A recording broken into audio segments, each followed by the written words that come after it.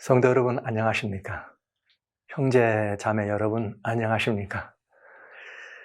주님께서 로마서 9장에 28절에 주님 말씀하신 것처럼 주께서 땅 위에서 그 말씀을 이루시고 땅 위에서 그 말씀을 이루시고 필하시고 끝내시리라 하였다. 정말 이 말씀하신 것처럼 주님이 약속하시고 주님이 언약하신 시간이 심히 가까운 시절을 저희는 바라보고 있는 것 같습니다. 때의 긴박함이나 시절의 여러 상황들을 바라보면서 저희는 정말 하나님의 복음의 역사가 이제 조만간 마칠 때가 다가왔다는 사실을 생각하면서 저희 자신을 깊이 돌아보는 시간을 갖기를 원합니다.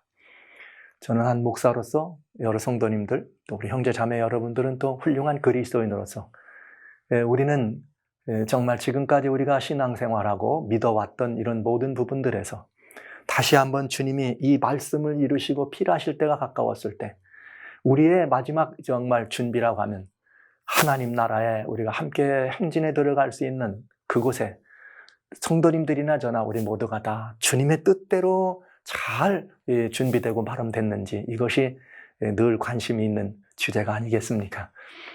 그래서 저는 여러분들과 같이 이번에 매우 특별한 주제이면서 이건 목회적 양심을 여기에 담아서 자신의 사역을 돌아보며 또 교회 섬김을 돌아보면서 저의 부족함이나 연약했음은 여러분들 앞에 진심으로 사죄하고 용서를 구하는 마음, 그리고 이 교회에 대해서 저의 연약함과 부족함이나 그 섬기는 일에 있어서 최선을 다했지만 늘 그 열매를 거두는 일에 있어서 부족했음에 대하여 참 미안한 마음으로 저는 이 자리에 섰습니다.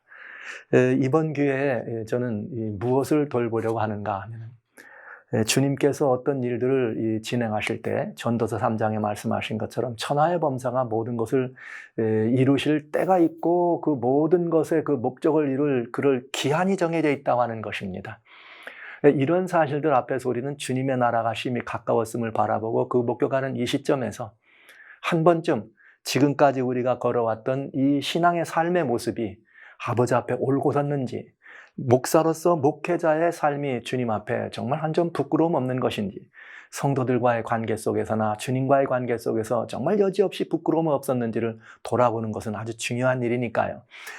이번에 저는 특별히 재림을 기다리는 재림 성도님들, 평생을 주님의 재림을 기다리셨던 여러분들과 같이 특별히 재림 성도님들이 함께 나눠야 될 이야기 가운데 정말 우리를 돌볼 수 있는 아주 중요한 이 문제들을 하나 가지고 여러분들 앞에 같이 이 시간을 좀 나누려고 합니다.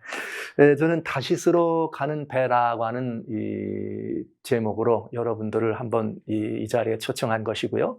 또 여러분들과 같이 다시스로 가는 배라고 하는 이 제목을 가지고 특별한 제목, 정말 특별한 이 우리들의 이 모습을 한번 돌아보는 시간을 가지려고 하는 것입니다. 자, 그러면 저는 먼저 아시는 바대로 다시스로 가는 배가 무엇인가? 여러분 아시는 대로 아미떼 아들 요나가 있었습니다.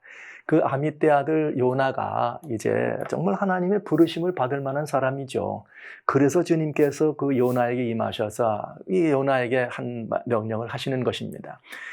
12만 명이나 되는 이 니느웨라고 하는 도성의 사람들이 앞뒤를 구분할 줄 모르는 사람들입니다. 이제 그 죄악의 도성을 하나님이 심판하실 수밖에 없는 목불원견의 사실을 바라보시면서 하나님은 그 백성들을 사랑하셔서 살리기를 원하셨습니다. 이 백성을 살리기를 원하셨을 때 주님은 누구를 들어쓰셨는가? 요나라고 하는, 이름하여 비둘기라는 뜻을 가진 요나라는 이름의 한 사람을 부르신 것이죠. 그는 훌륭한 사람이었습니다. 하나님께서 이 어지러운 세상을 구원하기 위해서 누군가를 택하시고 누군가를 보내야 되겠는데 그 누군가가 하나님 마음에 합당한 누군가가 바로 누구였는가? 요나였습니다. 우리는 모두 다 이 요나에 나와 있는 이야기를 잘 압니다. 그래서 이 요나가 그런 하나님의 정말 영광스러운 부름을 받았지만 이 부름은 그 사명을 감당한다는 것이 쉽지 않은 일이죠. 니느웨라고 하는 죄악의 도성, 니느웨라고 하는 정말 하나님을 대적하고 하나님을 떠난 그 도성에 가서 돌아와라, 하나님께 돌아와라 이 기별을 외치는 것은 그리 달갑지 않은 일일 수 있습니다. 왜냐하면 반응이 그랬으니까요. 성경에는 늘 에스겔서나 예레미야서 보면 그런 말씀이 있죠. 먹어라, 꿀같이 달았으나 입에서는 달았으나 내 배에서는 쓰리라. 복음을 영접할 때는 하나님의 음성을 들을 때는 좋았지만 이 복음을 나가서 증거하고 복음을 나눌 때는 그 반응이 너무 씁쓸한 반응을 이었기 때문에 배는 쓴 경험들하는 경험. 요나는 그 사실을 여러분 똑같은 이 선지자의 길에서 있었던 그 사실을 잘 아실 것입니다. 부담과 이 마음에 큰 무거운 짐을 진 요나가 그러나 하나님의 명령이 있었기 때문에 니느웨로 가기 위하여 뱃길을 향해 올라간 것입니다. 욥바라는 곳으로 내려가서 작은 항구였습니다.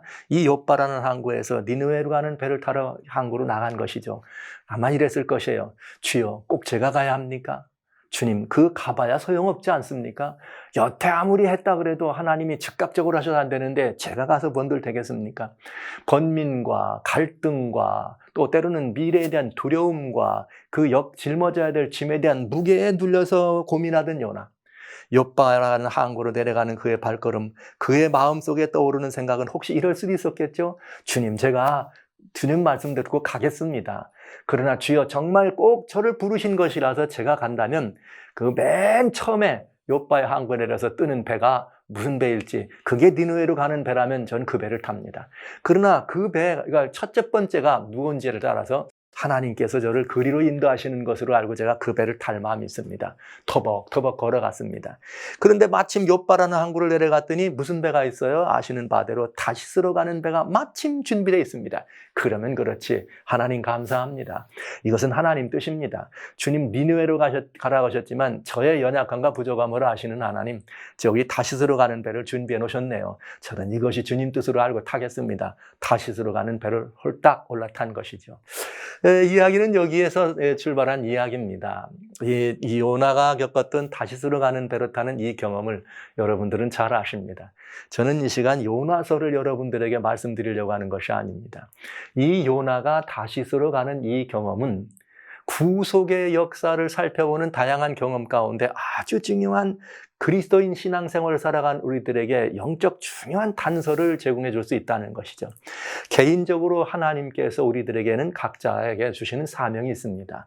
그 사명의 사람으로 주님이 부르심을 받았지만 우리는 그 사명을 감당하고 이루는데 늘 주님은 니느웨로 가라 말씀하시지만 우리의 걸음은 다시스로 향하는 걸음을 우리 자신이 스스로 볼 때가 너무나 많은 것이죠.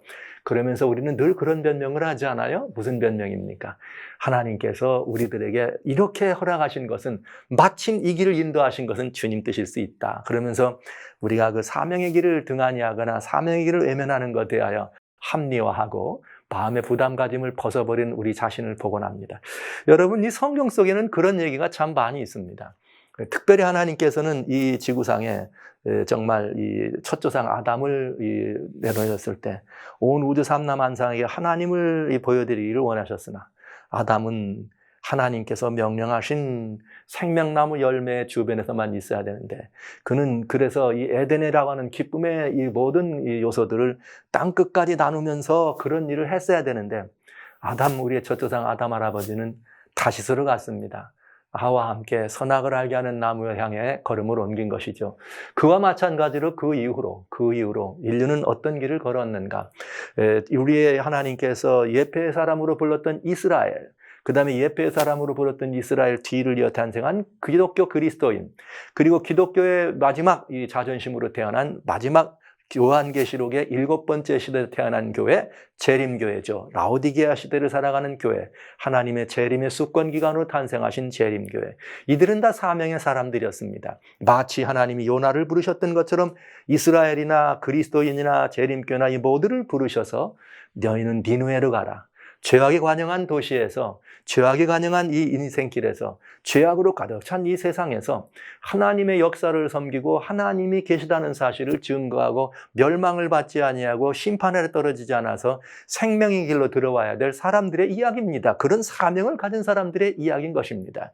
그런데 여러분 아시는 것처럼 우리는 그런 사명을 가진 이 하나님의 백성들로 이 땅에 부름을 받았는데 과연 그 사명을 잘 감당했는가? 이 문제는 아주 중요한 문제가 되겠습니다.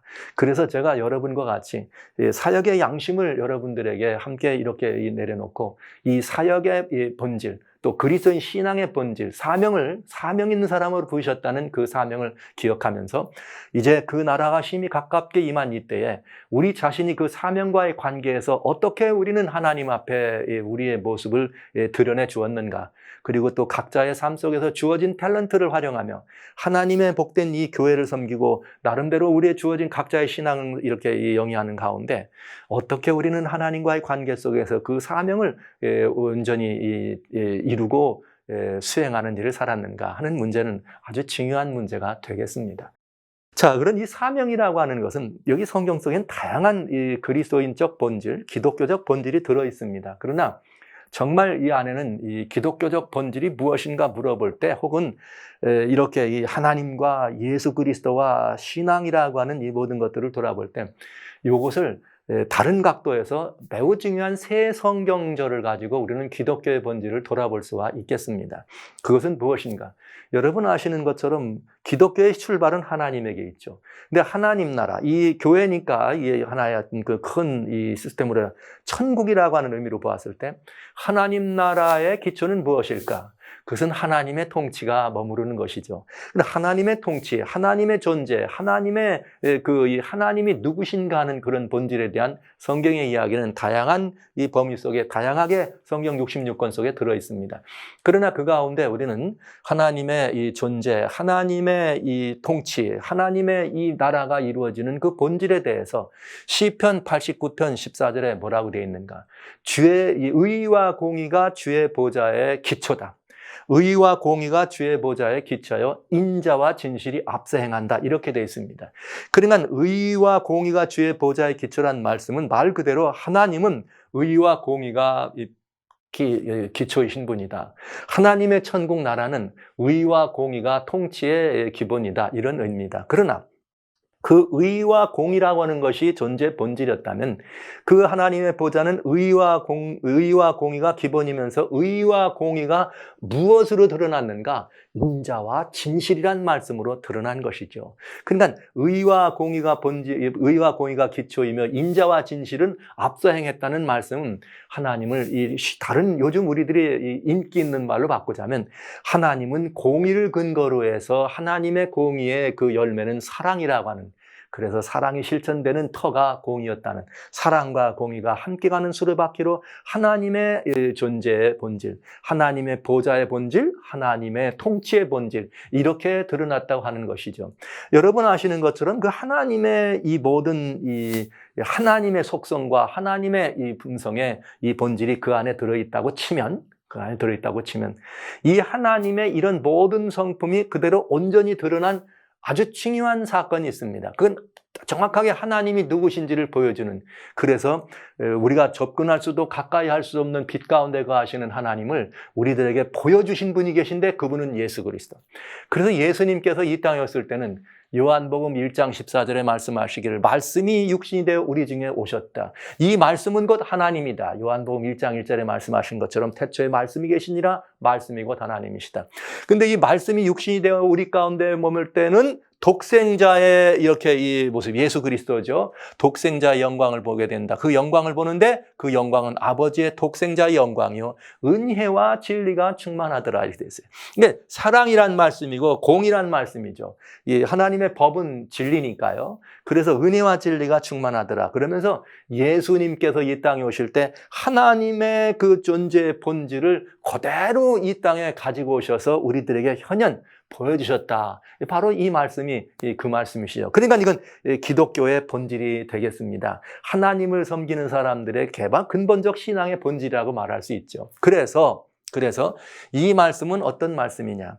여러분 이런 말씀이 있어요. 하나님의 의와 공의를 우리가 다른 말로 용어한다면 하나님의 법이라고 말씀드릴 수 있죠. 하나님의 모든 것들은 법이 근거다. 근데 이 성경에는 하나님의 이 법의 목표가 무엇인가가 설명되어 있어요. 하나님의 법의 목표는 무엇인가 하면 로마서 13장 10절에 이런 말씀이 있습니다. 너희가 서로 사랑하라. 사랑은 이웃에게 악을 행치 아니한다. 그러면서 사랑은 율법의 완성이니라. 그러니까 하나님의 법이 공의와 의와 공의라고 하는 하나님의 법이 근거라고 했을 때 그 법은 무엇이 그 법의 목표였는가? 사랑이 목표였습니다. 근데 우리는 그 사랑이 무엇인가 하는 것을 또 생각해 볼 수가 있죠. 사랑이 무엇일까? 사랑은 그저 이 어떤 선한 남녀가 서로 만나가지고 마음을 주고받고 눈길을 주고받는 것만 사랑인가? 그렇지 않다. 뭐 다양한 사랑의 용어와 사랑의 정의를 많이 내려주는 이야기들이 있지만 떠나서 성경적인 이 결론을 말씀드리자면 로마서 10장에는 4절에 그런 말씀이 있어요. 예수 그리스도는 누군요? 예수 그리스도는 모든 미치는 자에게, 믿는 모든 자에게 미치는 누구인가? 의다. 의다. 동결같이 믿는 의다. 그런데 예수님은 율법의 마침이다. 그러니까 여러분, 율법의 목표가 사랑이었다면 그 사랑이 무엇인가? 그 사랑이 이런 것이라는 것을 보여준 분이 누구란 뜻이에요? 예수님이다. 그러니까 예수 그리스도는 아버지의 이 독생자 영광으로 오셔서 하나님의 통치의 기본인 의와 공의를 근거로 해서 그것이 열매가 무엇인가? 사랑이라고 하는 것을 몸소 우리들에게 보여준. 그래서 로마서 하나님 말씀 5장 9절에 말씀하신 것처럼 우리가 아직 죄인 되었을 때 그 아시죠? 예수 그리스도께서 우리를 위하여 돌아가심으로 말미암아 하나님의 우리에 대한 아버지의 우리에 대한 사랑을 확증하셨느니라. 그래서 불가분의 관계죠. 공의와 사랑이라는 불가분의 관계를 하나의 샘플로 가현하고 모습으로 나타난 분이 예수님이었다. 그래서 이 은혜와 진리 또 의와 공의, 인자와 진실이란 말은 공의와 사랑이다 이런 말씀인 것이죠. 그래서 이것이 하나님의 존재의 본질이요, 하나님의 통치의 본질이요, 하나님 나라의 역사의 본질이라고 했을 때 교회의 본질은 그런 무엇인가? 교회는 하나님 나라의 이 작은 샘플입니다. 교회를 구성하는 교회는 작은 예수 그리스도와 하나님 아버지의 누가 되는 거죠? 그리스도 예수 안에서 하나님의 아들, 딸이니까 우리는 모두가 다 그 똑같은 의미의 이런 모든 본질을 소유한 사람들이 돼야 되는 것이죠. 그래서 어떤 일이 있는가? 이 선악의 대쟁투에서 하나님을 대적하고 하나님을 이렇게 모반하고 배신한 존재를 이 사단이 가장 미워하는 이 그리스도인 삶을 뭐라 그랬는가? 이 하나님의 계명과 예수의 증거를 가진 삶이라. 이게 신약의 이야기예요. 사도 요한이 이렇게 반모섬에 쫓겨날 때부터 나는 하나님의 계명과 예수의 증거를 가진 것 때문에 핍박을 받고 이렇게 됐다. 성경은 계속해서 예수님 십자가 이후에 그런 삶을 보여줍니다. 그러니까 기독교인, 그리스도인이라는 필칭 얘기할 때 기독교의 사명은 하나님의 계명과 예수의 증거를 지키고 예수의 증거를 간직하고 살아가는 것이죠. 그러니까 이 하나님의 계명과 예수의 증거라고 하는 것은 아담 때부터 모든 그리스도인들에게까지라도 공의, 그 심령 속에 모시고 그 심령 속에 경험하고 그 삶을 통하여 그 열매를 거둘 수 있는 삶이 바로 이렇게 하나님의 계명과 예수의 증거를 가진 삶이라 하는 것입니다. 그러면 이것이 기독교의 본질이라는 걸 제가 말씀드리는 데는 이유가 있습니다. 그 이유는 사명과 관련이 있기 때문에 그렇습니다. 우리는 정말 이 시대를 살아가는 마지막 때에 사단이 없애기를 원하는 존재가 하나님의 계명과 예수의 증거를 가진 사람이라 한다면 결국은 하나님의 계명과 예수의 증거를 가졌다고 하는 것은 하나님의 참다운 친백성을 의미하는 것이죠. 그리고 그들은 아담 때부터 지금까지 계속해서 이 사실을 유지하고 지내왔던, 특별히 어느 시절 마지막 때만 이런 사람이 있는 것은 아니었고요. 이 계명을 지키고 예수의 증거를 가진 사람들을 끝없이 핍박해 오다가 마지막까지 이들을 없애려고 하는 사단의 공격이 있었다고 하는 것을 있을 것이라는 걸 보여준 것입니다. 그러면 우리는 한번 돌아봐야 합니다. 여러분, 아담 할아버지는 그러셨다 치죠. 자, 이스라엘 한번 보십시다요. 이스라엘은 열방의 빛으로 하나님께서 택하셨습니다. 열방의 빛이 되어 하나님을 모르는 사람들에게 하나님을 나눠주고 하나님을 증거하고 하나님을 보여줘야 될 책무와 의무가 그들에게 있어요. 열방의 빛으로. 그런데 그들은 뭘 가져야 되는가? 하나님의 계명과 예수의 증거라고 하는 이 하나님 나라의 본질, 그걸 가진 사람들입니다. 여러분 아시는 바대로 이스라엘 사람들은 제사장 백성이에요. 하나님의 계명을 가지고 가리키던 사람들입니다. 그러나 그들은 이스라엘 백성들은 이 하나님의 계명은 가졌으나 예수의 증거를, 메시아로 오신 예수님을 부정하고 예수님을 영접치 않았습니다. 곧 예수의 증거를 거절한 것이죠. 예수님을 거절했다 이 말씀이죠. 그러니까 이스라엘이라고 하는 민족적 이스라엘이 선택받은 이후로 그들은 어디로 향해 걸어갔는가? 타시스를 향해 간 것입니다. 니느웨라고 상징해서 볼 수 있는 이 죄악된 세상을 건지는데 그들은 많이 부족했다고 하는 것입니다. 예, 그렇습니다. 예수님의 십자가 이후에 예수님이 이제 돌아가셨습니다. 그리고 교회는 이제 예수님의 보혈의 공로에 그 흘린 피를 인하여 골고다 언덕부터 기독교라고 하는 새로운 그리스도교가 탄생합니다. 이제는 육적인 이스라엘이 아니라 영적인 이스라엘로 우리는 그리스도인이며 이전 이스라엘 제사장이 아니라 이제는 예수 그리스도 안에서 새로운 왕 같은 제사장들이 탄생하게 된 것입니다. 자, 그렇게 돼서 이 교회가 하나님의 계명과 예수의 증거를 가진 사람들로 태어난 것이죠. 왜냐고요? 여러분 아시는 것처럼 요한이 하나님 예수님의 그 제자 가운데 요한이 나는 하나님의 말씀, 예수의 증거와 하나님의 말씀을 가지고 있었다. 사단의 핍박이 있었다. 계시록 1장 9절 말씀이에요. 요한계시록 1장에는 주님께서 1절로 3절에 그 예수님의 계시라고 말씀하시면서 요한은 그렇게 말합니다. 나는 하나님 예수께서 내게 모든 보여주신 그 모든 증거를 다 기록했다. 하나님 말씀과 그리스도께서 하신 증거를 다 보여줬다. 이렇게 말하면서 하나님의 계명과 예수의 증거를 가진 사람들인 것을 보여줍니다. 그러나 불행하게도 이 초기 기독교회가 끝까지 순교를 유지하는 일에 실패합니다. 그래서 그들은 뭘 했었는가? 하나님의 계명을 유린합니다. 여러분 아시는 것처럼 타락한 기독교죠. 우리는 뭐 이렇게 얘기할 때 뭐 천주교 아닙니다. 우리는 양심적인 그리스도인으로서 십자가 이후에 계승되는 기독신앙을 위탁받은 사람들입니다. 이 신앙을 위탁받은 이 기독교의 이 초대 기독교인들이 점점점 지나면서 타락한 것이죠. 타협하다가 타락한 것이죠. 그래서 교회의 헤게모니를 가진 사람들이 타락했기 때문에 교회란 이름으로 하나님을 배신하고 그리스도를 배신한 것이죠. 그래서 소수의 사람들은 거기서 핍박을 받아 끝까지 진실된 신앙을 유지하기 애를 썼으나 그러나 성경이 이야기하고 있는 에베소, 서머나, 버가모, 두아디라, 여기 사데, 빌라델비아, 라오디게아는 버려진 적이 없는 부족하고 타락했지만 하나님의 교회인 것이 분명했죠. 그래서 그 기독교가 타락한 상태로 중세를 지나가면서 그들은 하나님의 계명을 유린했습니다. 그리고 그들은 예수의 증거를 외면했습니다. 하나님의 계명을 유린했다고 하는 것은 여러분들이 잘 아시는 문제고요. AD 364년 라오디게아 회의에서 네 번째 계명이 유린됐고요. 그 다음에 이제 여러분 아시는 것처럼 시간이 지나면서 드디어 교회는 이 두 번째 계명인 우상 문제에 대하여 자유롭지 못하도록 우상을 계명을 빼버리면서 우상이 들어있는 계명을 빼버리면서 우리는 이 중세교회가 하나님의 이 계명을 거절한 것을 보게 됩니다.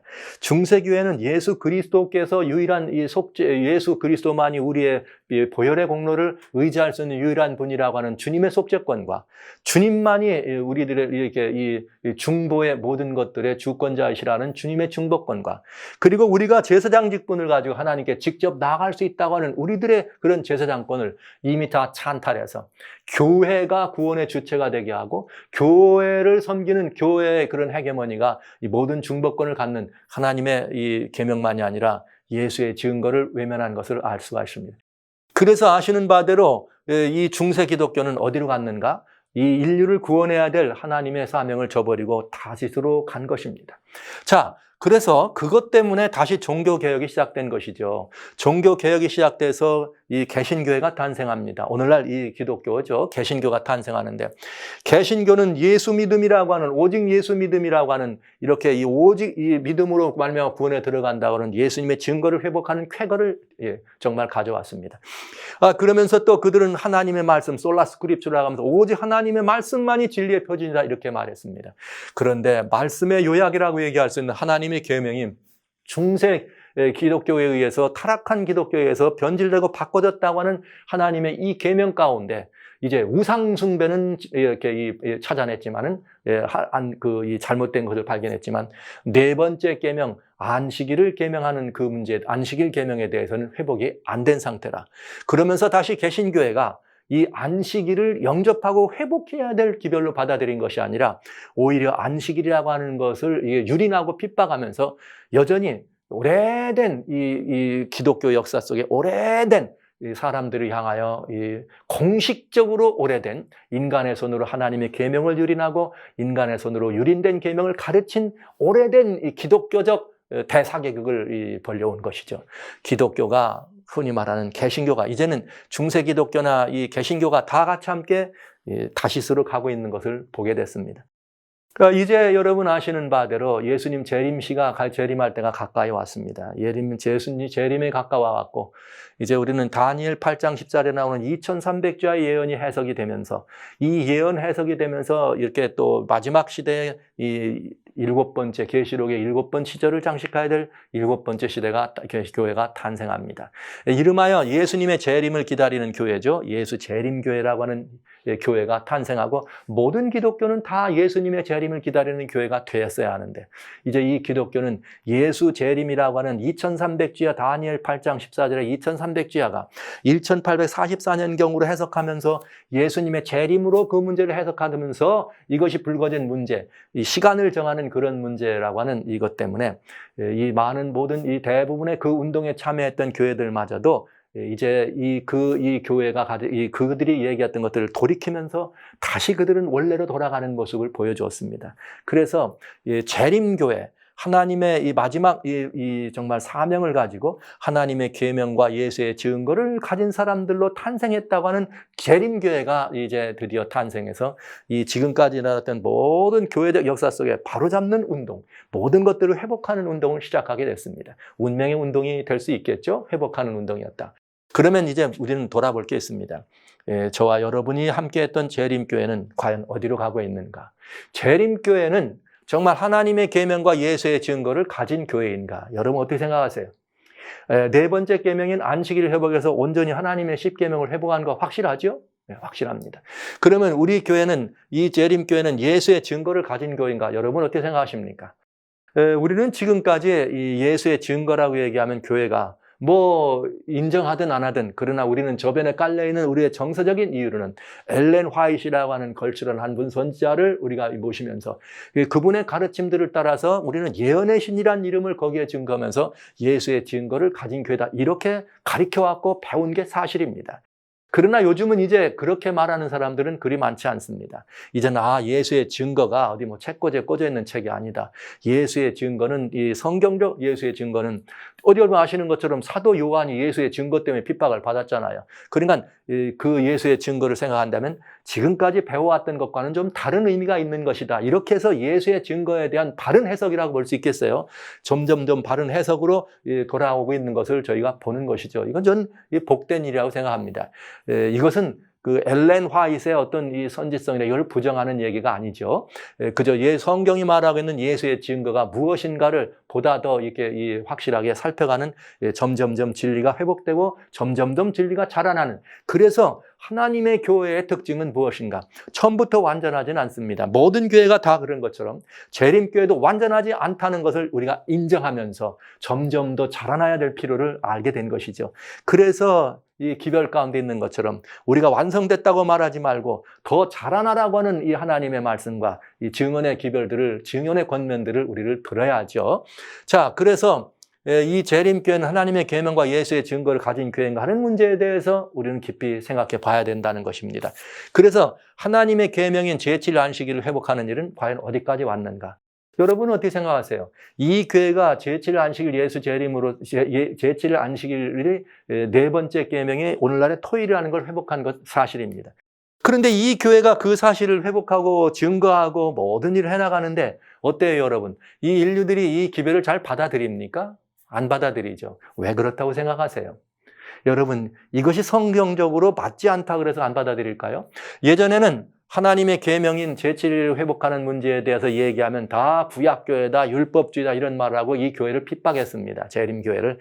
그러나 여러분, 근래에 와서는 안식일 때문에 안식일을 회복하고 안식일이 네 번째 계명 안식일이 토요일이라는 것 때문에 이 교회를 이단이라고 하는 교회는 거의 없습니다. 왜냐하면 다르니까요. 왜냐하면 이 계명한테 성경을 읽기만 하면 안식일이 토요일이네 다 할 수 있게 돼 있어요. 그래서 이 중세 이 교회를 뒤를 이은 천주교회도 이미 교리문답에도 되어 있고 천주교 모든 사제들도 그렇고 천주교 성도들도 그렇고 물어보면 안식일 토요일 맞아. 네 번째 계명 맞다 그래서 우리 교회가 다 얘기해요. 그러니까 안식일이 제7일 안식일이 토요일이라는 것 때문에 안식일을 구분하는 일을 이단이라고 하는 그런 풍토는 이제는 다 사라지고 없다는 거죠. 그러니까 성경을 되게 모르거나 신앙생활을 그냥 신앙생활을 하거나 무슨 뭐 예수님을 믿는 그리스도인이라기보다는 교회에 소속되기를 좋아해서 교회에 그냥 소속돼 따라다니는 사람들, 그런 사람들은 아직도 그냥 이유도 모르고 뭐 이단 이런 얘기를 하는 거고요. 그건 아주 그릇된 표현이고 뭘 모르는 신앙의 초보에 있는 사람들이 하는 얘기라 볼 수 있습니다. 자, 그 다음에 우리는 또 하나를 봐야 되겠습니다. 그럼 예수의 증거는 어떤가? 이 교회가 예수의 증거를 가지고 있는가 하는 것입니다. 말씀드렸던 바대로 엘렌 화이트의 하나님의 예수의 증거를 가진 분이 분명합니다. 그러나 예수의 증거를 가진 분이 분명하기 때문에 그분이 이 교회에 계시니까 이 교회가 예수의 증거를 가졌다는 말을 쓸 것인가? 아니면 성도 한 사람 한 사람이 예수의 증거를 가져야 될 것인가? 여러분 어떻게 생각하세요? 이건 아주 중요한 문제죠. 여러분 어떻게 생각하실지 여러분이 답을 내리시면 되겠습니다. 예수의 증거를 화이트 선지자라고 하는 한 분이 예수의 증거를 가진 분입니다. 그의 삶을 통해 증거가 드러난 것이 분명합니다. 그러면 그분이 우리 교인이니까 우리 교회가 예수의 증거를 가졌다라고 말할 수 있는가? 아니면 성경대로 나 요한은 너희와 같은 한 형제요. 예수님의 환난과 예수님의 고난에 참여한 자라.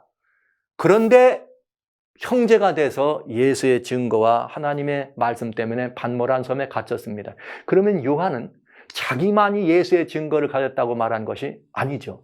우리와 다 누구라고요? 형제. 그러니까 이 모든 그 말씀을 들어본다면 어느 한 사람을 얘기한 것은 아니다. 그러니까 여러분 이 예수의 증거를 이제 온전히 회복하는 것은 아주 중요한 역사적 사실임을 솔직하게 말씀드립니다. 그래서 이 예수의 증거가 뭐와 관련있는가? 이 재림교회가 하나님의 계명을 회복하고 안식일을 증거하는데 근래에는 이 교회가 안식일을 가리킬 때 안 들으려고 그래요. 왜 안 듣느냐? 안식일이 틀려서 안 듣는 것이 아니라 이 재림교회가 제7일 안식일 예수 재림교회가 가지고 있는 기별 가운데 성경으로 이해하고 성경으로 변증하기에 왠지 좀 온전치 못한 것이 있는 것 같다. 그래서 그 온전치 못한 것이 뭐냐? 재림교회는 십자가의 구속을 온전히 믿는 것 같지 않아. 그게 이중구원이야. 그 사람들은 조사심판이라는 걸 믿어. 이런 말을 듣는다 이 말이죠. 그래서 그걸 살펴봤더니 저들은 이단인 것 같아. 그러니까 이단인 것 같은 사람이 말을 하니까 이단의 가르침이라 생각하고 안식일도 안 되고 됐다 이거죠. 안 듣는다는 거죠. 그러면 이게 굉장히 중요한 문제가 되네요. 이게 참 중요한 문제가 되는 것이죠. 왜 이게 중요한 문제냐? 여러분, 여기 베드로전서 2장에 보면은 어떤 말씀이 있는가? 이런 말씀이 있어요. 베드로전서 2장 19절에 애매히 고난을 받아도 하나님을 생각하고 슬픔을 참으면 이는 아름다우나 죄가 있어 매를 맞고 참으면 무슨 칭찬이 있겠느냐? 오직 선을 행함으로 고난받고 참으면 이는 하나님 앞에 아름다우니라. 여러분, 자 한번 보시죠. 만약에 사람들이 이 교회가 안식일이라고 하는 걸 회복하는 사명을 가지고 이 사명을 완수하는 일을 정말 열심히 하려고 하는데 세계 인구가 지금 뭐 77억입니다. 그러면 이 재림 성도님들이 이 대충에 발표한 기준에 하면 지금 2,500만 정도 이렇게 돼 있어요. 2,500면 좀 안 되죠. 약 세계 인구로 대비하면 한 350명 가운데 이 교인이 한 명 있고요. 그 다음에 기독교인들 가운데는 한 10명? 이 정도 중에 이 안식일을 아는 사람들이 한 명가량 있어요. 이게 지금 여러분 만족하십니까? 만족 안 되죠. 그 이유가 뭔가? 바로 이제는 예전에는 그냥 율법교회다 성경을 모르고 오늘날처럼 사람들이 이렇게 성경을 모를 땐 그런 말을 했어요. 그러나 여러분, 제가 이 교회 역사를 하나 말씀드릴 거예요. 1980년대 이후에 재림교회는 뉴스타트라고 하는 건강기별을 가지고 쓸었습니다. 그 80년대 이후에는 그냥 건강기별, 어디 가서 전도회를 하거나 집회를 하거나 재림교회는 무조건 건강전도회만 하는. 그래서 그 기별을 가지고 그냥 이 사람들을 두루두루 세계적인 이 행사를 해가면서 그런 일을 해왔어요. 그때의 다른 기독교는 뭘 했느냐? 두 번째 종교개혁이라고 할 만큼 제자훈련을 아주 심취했습니다. 그러니까 다른 기독교는 제자훈련을 하면서 성경으로 돌아왔어. 안식일을 지키는 재림교회는 이 성경을 내려놓고 건강기별 뉴스타트라고 하면서 아유 우리가 뭐 이렇게 아주 이 건강기별로 올인하면서 성경으로 사람들을 진리를 연증하는 일이 많이 등한이 됐습니다. 시간이 잠시 지났습니다. 10년, 20년 지나면서 어떤 문제가 생겼는가? 예전에는 안식일을 지키는 재림 성도를 보고 성경 박사라 그랬어요. 그래서 안식일 교인들은 성경을 무지 많이 한다고 이렇게 얘기했습니다. 그러나 지금은 여러분 일반 개신교회 제대로 된 교회, 그냥 이름만 있는 그런 교인들이나 혹은 교회 말고요. 목사님도 제대로 신학하고 훈련이 돼 있고 성도들 그랬는데 대형화되어 있는 많은 교회들은 다 제자 훈련을 해가지고 성경을 많이 봅니다. 성경 공부를 많이 했습니다. 그렇기 때문에 그들은 안식일이 토요일인 것을 아는 것입니다. 반면에 재림을 기다리는 성도들은 성경을 놓고 건강 문제, 이거 먹고 저거 먹고 건강 문제에 그냥 올인하는 바람에 성경 박사란 소리를 잃어버렸어요. 이게 정직한 마음으로 이 교회 현실입니다. 예전에는 어떤 분들이 진리를 영접하고 이 교회에 나왔다 박수를 치고 할렐루야. 지금은 진리를 영접해서 나온 게 아니고 무엇 때문에 나왔어요? 이 교회에 나오니까 건강한 걸 가르쳐가지고 건강교육 때문에 이 교회에 나온 사람들이 많잖아요. 이게 지금 뭔가 어려움이 예측되지 않습니까? 그러던 순간에 지금 어떤 일이 벌어졌는가? 여전히 안식일을 가리키는 교회는 이제는 안식일이 성경적으로는 오라. 그러나 알고 봤더니 그 교회는 이중구원이라는 걸 가리켜. 이중구원이 뭐냐? 그 예수님 오시기 전에 조사심판을 통과해야지만 구원받는데 십자가에서 받는 걸로 봤더니 그건 조사심. 그래서 십자가에서 한번 조사심판을 한번 해야지 되니까 이중구원이 이런 가르침을 가리키는 것이죠. 제가 이 말씀을 드릴 때 여러분들이 동의 안 하실 수도 있어요. 그러나 이것은 사실입니다. 저는 지난 30여 년간 30년 넘게 영혼을 구원한 일의 역사적 그 현장에서 야전군이라 자칭하면서 주님을 섬겨왔습니다. 성도님들을 섬겨왔습니다. 그러다 보니까 얼마나 많은 사람들을 만났겠어요. 다양한 많은 사람들을 다양한 계층의 성경 신학자도 목사님들도 아닌 분들도 불신 다양한 분들을 만나서 다 들어보면 결국은 그들이 이해하고 표현을 정확하게 못하지만 알고 보면 이중구원이란 말은 조사심판이란 말입니다. 여기에 그들이 걸려서 진리를 영접하는 일을 하지 못하더라. 이런 이 모습을 보게 된 것이죠. 마음이 많이 부담이 됐습니다. 이것이 만약에 조사심판이라고 하는 가르침이 성서적으로 분명한 변증이 가능한, 오직 성경으로 변증이 가능한 확실한 영원한 복음이라면 여러분 어떻게 생각하세요? 이것도 제7일 안식일처럼 널리 공개하고 가르쳐야 안 되겠습니까? 그러나 재림 성도님들이 조사심판이 뭐냐고 물어보면 아는 사람 별로 없어요. 그러나 또 조사심판하면 무겁게만 느껴. 다 그것 때문에 억눌려 왔다고. 신앙에 많은 부담을 느끼고 억눌려 왔다고. 지금 내가 심판받고 있기 때문에 다 얘기해요. 그러나 내용이 뭐냐고 물으면 아는 분이 많지 않아요. 그냥 조사심판 때문에 저는 이런 질문도 해봅니다. 성도님들은 조사심판 때문에 지금 신앙생활 이렇게 합니까? 물어보면 조사심판 잘 알지도 못해요. 아니요? 그래요? 그럼 조사심판이라는 게 없다면 그럼 어떻게 딸리 사실 거예요? 아니요. 지금처럼이야. 이 말은 조사심판이란 가르침이 이 교회에 실질적으로 신앙을 이렇게 돈독해 하고 영위하는데 성도들의 신앙생활에 사실적 영향을 미치고 있지 않다고 하는 것입니다. 이거 참 이상한 일이잖아요.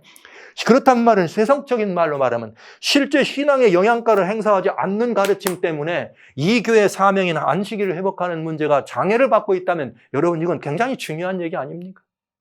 성도님들에게는 아무 문제가 없습니다. 왜? 개인적으로 그저 예수님 잘 믿고 성도님 신앙생활하는 데는 아무 문제가 없죠. 그러나 이것이 선교적 입장으로 옷을 바꿔 입을 때는 다른 사람들이 볼 때는 성도님 한 분 한 분을 보는 게 아니라 이 교회를 보는 것입니다. 그 교회는 이상한 가르침이 있대. 그러면 그가 가진 것들은 다 이단적 가르침이기 때문에 안 받으려고 한다면 여러분 이 문제는 누가 해결해야 되는가? 이거는 이 교회 자체가 이 문제에 대해서 해결해야 합니다. 이것으로부터 성도들이 자유로움을 얻어야 합니다. 자유란 말은 성경적으로 분명하고 성경적으로 완벽하고 확실한 이 답을 얻어야 된다는 거죠. 정의를 내려서 영원한 복음이라면 교인들도 알지 못하고 잘 알지 못하는 복음을 가지고 있는 것 안 되잖아요. 이것이 정말 확실히 영원한 복음이라면 여러분들이 먼저 확실히 깨닫고 이걸 나가 증거해야 안 되겠습니까? 예수님 오시기 직전이라고 얘기하면서 정말 지금 시간이 급한데 이대로 있으면 안 되잖아요. 이대로 있으면 안 된다는 것이죠. 그래서 이것은 제게 마음에 큰 부담인 것입니다. 주님을 섬겨오고 이 영혼을 구원하는 야전에서 정말 말 그대로 정말 이 예수님의 피의 공로가 아니면은 정말 쓰러질 뻔한 온갖 것들을 다 겪어가면서 지금까지 지내면 저로서 훌륭한 성도님들을 섬기고 성도님들을 섬기면서 이 문제만큼은 늘 마음에 부담이었었다는 사실을 솔직하게 고백합니다. 그래서 이것 때문에 혹여 성경을 이야기하고 다 하다가도 꼭 나가다 보면 마지막에 이런 문제. 건강 세미나를 해서 많은 사람들이 왔습니다. 남았을 때는 몇 분 안 남죠. 왜 안 남아요? 다 좋아요. 아유, 이 교회 정말 좋아요. 참 좋아요. 목사님도 좋고 성도님들도 훌륭하시고 참 좋아요. 그런데 이 교회는 그 딱 한 가지. 그 딱 한 가지가 뭐예요? 이 교회를 이단시하는 거죠. 그러니까 이 말은 무슨 말이냐? 애매히 매를 맞고 내가 뭔가 잘못한 것이 있어서 매를 맞고 참으면 하나님께 영광이 되지만 잘못한 게 있어서 매 맞고 참는 건 아무것도 아니다. 그러나 그분들이 얘기하는 것처럼 이 교회가 가지고 있는 조사심판이라는 가르침이 뭔가 하자가 있어서 이단 소리를 듣는다면 그건 잘못된 것 때문에 매 맞는 것과 마찬가지라. 그건 큰 바보죠. 그건. 그러나 이게 정말 성서적으로 옳은 기별인데, 그래서 영원한 복음인데 우리가 아직 온전히 깨닫지 못했다 할지라도 옳은데도 이단 소리를 들었다. 그런데 참았다. 하나님께 영광 될 것입니다. 그러니까 여러분 그냥 교회를 나왔다. 어떤 교회에 소속됐다고 할 때 그냥 다니면 안 돼요. 내가 가진 이 가르침이, 내가 속한 이 교회가 가진 가르침이 과연 진리의 말씀인 성경과 맞은가를 따져보고 믿어야 된다. 따져보고 이 신앙생활을 해야 됩니다. 그러니까 재림교회는 성경 박사들이 모였다 이렇게 얘기했으니까 저는 여러분들은 다 따져본 분으로 얘기한다 이거죠. 그랬더니 확실히 이게 다 성경적으로 변증되고 답이 나오느냐 이 말이죠. 그렇다면 이것이 신앙의 큰 이렇게 요소가 돼서 영원한 복음으로 지금은 조사심판 때야 조사심판 때야 하고 복음처럼 전해야 된다 이 말이에요. 듣건지 말든지. 근데 말 나도 깨닫지 못하고 왠지 그건 좀 뭔가 좀 쑥스럽고 왠지 좀 내가 생각해도 이해가 안 되는 거 대부분 성도들이 그렇게 말하니까요. 대부분 그렇게 말하니까요. 그래가면서 이것을 옳다고 얘기하는 것은 옳은 일이 아닙니다. 이것은 옳은 일이 아닙니다. 그래서 우리가 지금까지 이 사명을 감당하는데 안식일을 증거하고 선포하는 이 굉장히 중요한 사명이 있는데 이 사명을 감당하는데 이 조사 심판이라고 하는 것이 이 사명을 감당하는데 많은 이 어려움을 가져다 준 백그라운드가 된 것입니다. 또 하나는 예수님의 증거라고 할 때 정말 밖에 있는 분들이 이 교회를 볼 때 이중구원이라 말했단 말은 예수의 증거가 없다는 뜻이 될 수 있습니다. 아주 중요한 이 성서적 오류가 될 수 있는 것이죠. 그래서 이 문제는 지금까지 교회가 여러 시간 동안 176년 됐습니다. 이 재림운동 이후에 176년 동안 그 가운데 재림운동 이후에 이 조사심판이라는 가르침을 가지고 진리의 횃불처럼 중추의 교리로 만들었던 우리 교회가 지금까지 붙들어 왔습니다. 많은 성서적 논리를 가지고 얘기해 왔습니다. 그러나 이 조사심판의 논리는 반드시 성경만 가지고 변론은 되지 않았습니다. 꼭 여기에 뭐가 있는가? 엘렌 화이트 선지자의 예수의 증거를 하고 하는 엘렌 화이트 선지자의 기별이 있었다고 하는 것입니다. 그러나 여러분 진리의 말씀이 성경 66권 가지고 부족하다면 이상한 거 아니에요? 성경 66권에 있는 내용을 가지고 지금까지 하나도 변증하지 못할 성서 교리가 있었습니까? 삼위 하나님부터 시작해서 예수님의 재림까지 성경 외에 다른 어떤 것들이 필요해서 그것이 있어야지만 그 진리를 진리라고 변증하는 가르침이 있었느냐 하는 것이죠. 없잖아요. 우리는 가지고 있습니다. 뭐가 있어요? 조사심판입니다. 그러니까 이것은 다른 이웃한 사람들에게 성경 진리를 얘기할 때는 여러분 성경만 가지고 변증할 수 있는 진리인가를 확인해야 된다고 하는 것이죠. 제가 이 문제에 대해서 오랫동안 마음을 쓰고 오랫동안 정말 고뇌하고 아픔이 있었습니다. 그러나 이 문제에 대해서 이렇게 공개적으로 여러분과 같이 이 말씀을 나누거나 혹은 교회와 이 말씀을 나누는 일을 하지 않았습니다. 왜 그런가? 전 교회에 대한 예절을 지키려고 했습니다. 그건 무슨 뜻인가? 이 교회가 정말 성도들은 다 이해가 안 됐을지라도 중추교리라고 하는 가르침으로 조사심판 가르침을 가지고 있기 때문에 그것이 성도들에게 잘 적용되지 않거나 이해가 안 된다고 하는 이것을 된다 할지라도 이 교회가 애지중지 중요 여기는 거기 때문에 이 문제는 어쨌든지 간에 교회의 입장과 교회의 이 모든 것들을 지켜야 되는 이런 의무 때문에 조용히 그 가르침들에 대하여 이게 조금 더 뭔가 이 미심쩍은 부분, 아니면 이게 좀 더 완성됐으면 좋겠다. 뭔가 이 부분에 좀 이 석연치 않은 부분이 있다. 그럴지라도 이 말씀을 드리지 않고 그저 간직만 하고 왔습니다. 이 부분에 대해서 저는 상당히 많은 마음의 부담이 있었습니다. 그러나 이제는 정말 다시 말씀드리지만 그날이 심히 가까웠습니다. 안식일만이 인류의 운명을 가늠하는 가늠세입니다. 그런데 지금 짐승의 우상이 서고 있는 시절을 바라보면서 짐승의 우상에게 경배치 않으려면 여러분, 안식일은 우리가 안식일이 구원의 길을 확증되는 순간만이 아니라 안식일의 가르침은 우상에게 빠져가는 백성들을 막을 수 있는 유일한 대안입니다. 하나님의 계명 가운데 넷째 계명만이 사실은 안식일을 계명을 지키는 넷째 계명만이 우상에 빠져지고 우상이 설 때 그 우상을 막을 수 있는 유일한 가르침이에요, 여러분. 그렇다면 여러분, 이 안식일이 지금 이 마지막 시대를 살아가는 인류의 생명의 가늠자입니다. 그런데 이 생명의 가늠자를 이 안식일 교회가 가르쳐도 안 듣는데 왜 그런가? 이 안식일가 가르쳐도 안 듣는다는 건 이상하지 않아요? 전 걱정이 생긴 거죠. 이제 더 이상 하나님께서 이 교회에게 이 기별을 전하라고 맡기지 않으면 어떡하지? 우리가 가르치니까 안 듣는데 다른 많은 천주교회든 장로교회든 감리교회든 침례교회 이런 다른 분들이 이 부분에 대해 성서 진리는 안식일이 맞네, 이게 회복해야 되겠다고 불언 일어나면 사람들이 어떡할까? 그렇게 되면 재림교회는 무슨 교회가 되는 거죠? 굉장히 중요한 책임이 있어요. 왜 우리가 전할 때는 안 듣더니, 당신들이 우리가 전할 때 안 듣더니 이제 와서 이렇게 웃어. 그게 바른 태도가 아니죠. 우리가 무엇 때문에 우리가 할 때는 안 들었느냐 이 말이죠. 여러분, 진리를 포장하고 있는 그 포장기, 아무리 그 안에 들어있는 진리가 옳다 할지라도 포장지가 뭔가 이상해서 안 먹는다 그러면 포장지를 바꿔주면 되는 것입니다. 그런데 포장지를 바꿔주지 않고 이게 좋은 건데 왜 안 먹냐고 그냥 줬는데 포장지가 나빠도 안 받았더니 안 받은 건 네 책임이니까 그냥 내버려줬다? 그건 누가 책임인가? 담아준 사람이 책임이죠.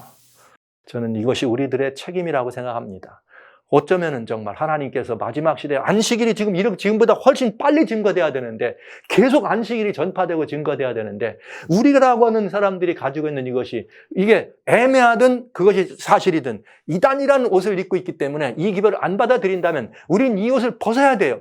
우리가 아무리 얘기해도 다른 사람들에게 가지고 있는 것이 변증되지 않는다면 이 옷은 벗어질 수 없습니다. 한 분들 이런 말을 하시는 분 있죠. 나는 그거 상관이 있어요? 없어요? 있어도 그만 없어도 그만. 그게 아니에요.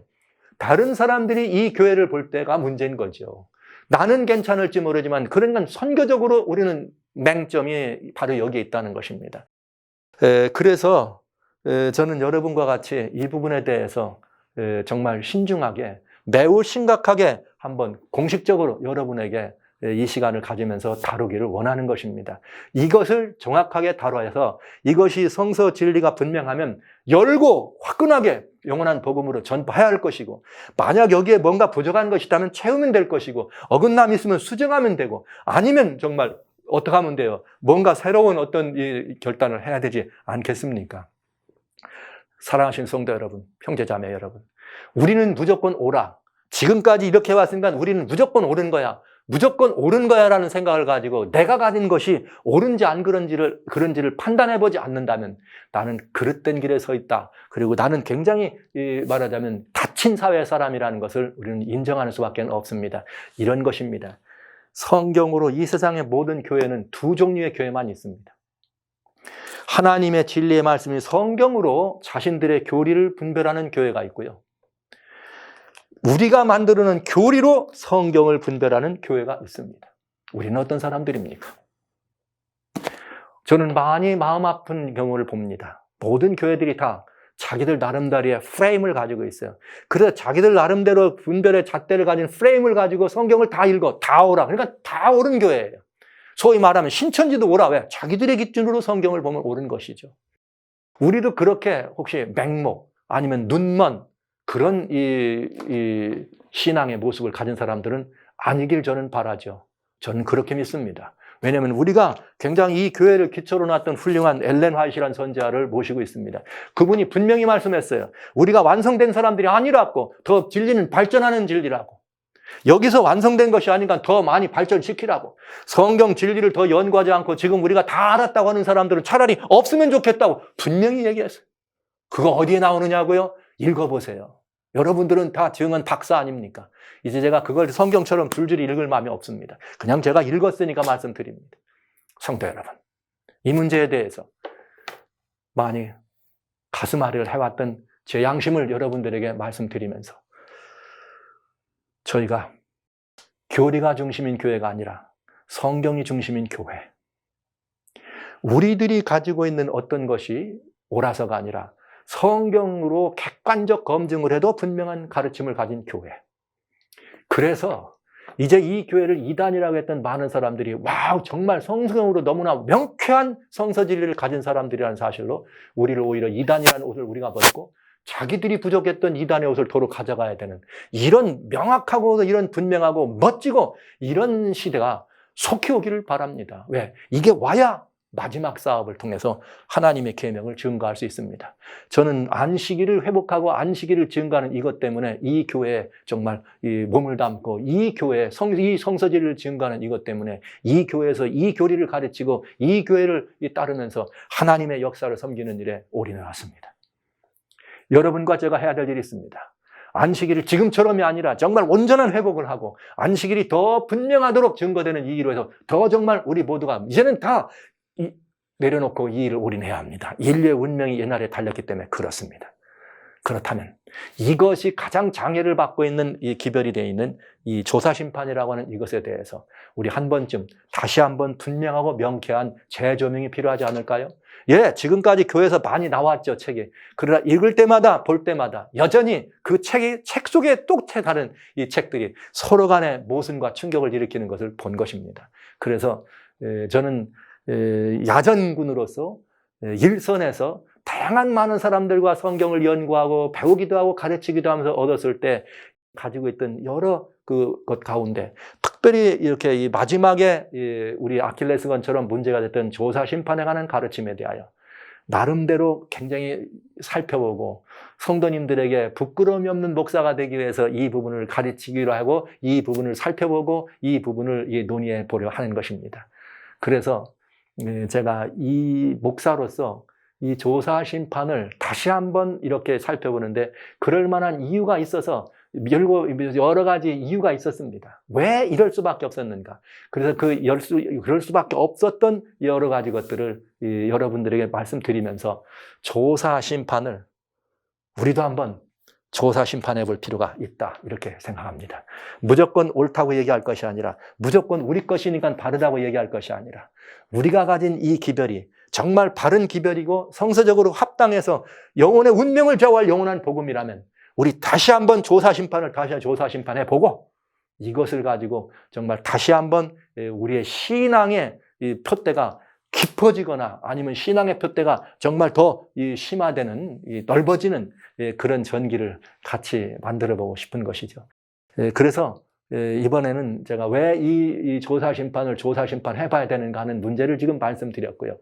이제 제가 이 조사 심판을 조사해 볼 수밖에 없었던 이유가 7가지 이유가 있어서 이제 그 이유를 여러분들에게 말씀드리면서 우리가 가지고 있는 조사 심판의 가르침에 대해서 한번 깊이 성경으로만, 오직 성경으로만 여러분과 같이 살펴보는 그런 귀한 시간, 복된 시간 갖기를 원합니다.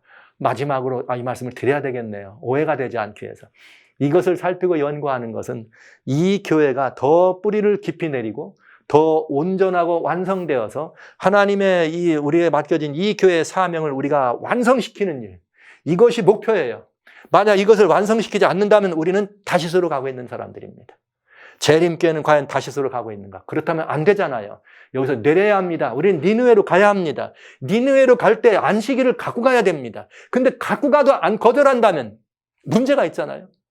그래서 이것을 위해서 여러분과 같이 이걸 나누는 것입니다. 교회를 더 온전하게 하고 교회를 더 돈독하게 하고 기름지고 살찌게 해서 사명을 완수할 수 있는 든든한 교회로 만드는 그 일에 저와 여러분이 함께 이 시간을 가지면서 깨우쳐서 더 헌신을 요구하고 더 헌신을 우리가 함께 할 수 있는 계기를 만들어 보려는 목표가 있다는 사실을 여러분 이해하시면서 여러 번 이 말씀 드려야 될 거예요. 꽤 많은 시간 필요합니다. 함께 이 시간에 참여해 주시면 참 감사하겠습니다. 자, 그럼 이제 조사 심판을 왜 살펴볼 수밖에 없었는지 7가지 그 근거들을 여러분에게 말씀드리도록 하겠습니다.